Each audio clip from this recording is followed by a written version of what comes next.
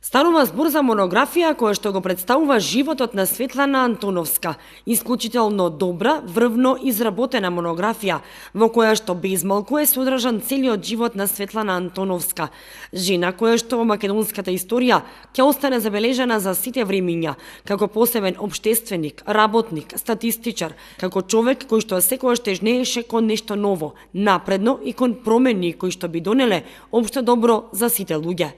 Делото во библиотеката Искра го промовираше Гордана Јовик Стојковска, а извадоци од него читаше Илија Захариев. Оваа книга е изработена, содржи 400, тоест над 400 страни. Во неа се содржи биографија, изработена е всушност во два дела. Првиот дел е дел кој што Иван Антоновски, синот на Светлана Антоновска, го има подготвено и кој што ни ја представува нејзината куса биографија. Опфатени се многу сегменти, изработена е стручно, макотрпно, бидејќи за многу кус период по архивите, библиотеките се пронајдени документи и аргументации за нејзиниот живот, за нејзиното дело.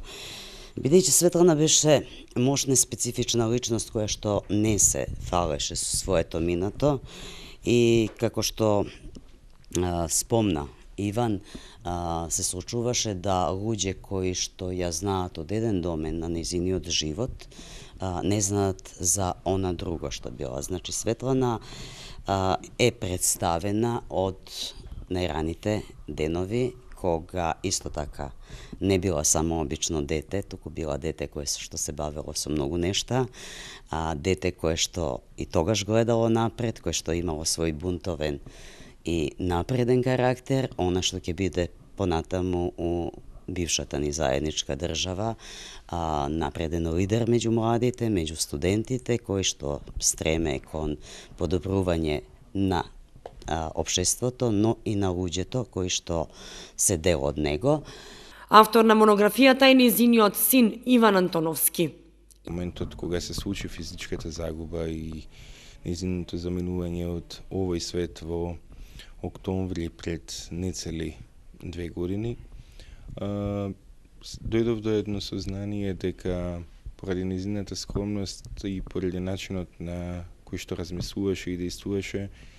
за најголемиот дел од сето она што е сегмент на нејзината биографија, име не ми било непознато, затоа што таа самата не го потенцираше тоа како нешто што треба да биде постојано достапна информација. Меѓутоа, кога се дојде до низа информации кои што упатија од потреба на истражување во архивите, во библиотеките, истражување во депоата на многу институции, се дојде до една целина која што и Светлана Антоновска и мене ми ја представи во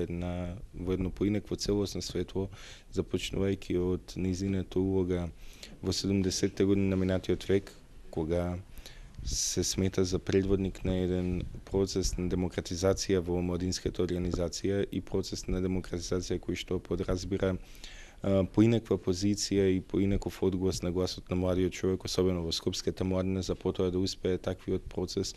како е едно авангардно движење да достигне и до југословенско ниво. Светлана Антоновска има добиено низа признанија, меѓу кои признанието кое што го добила во периодот од 2000 до 2001 година, за тоа дека се наоѓа меѓу 500 водечки интелектуалци во светот. Книгата е богата со фотографии, секоја фотографија сама по себе раскажува за одреден дел од животот на Светлана Антоновска и самата монографија представува едно импозантно дело кое што освен што го представува животот на Антоновска и поучува како треба да се биде човек.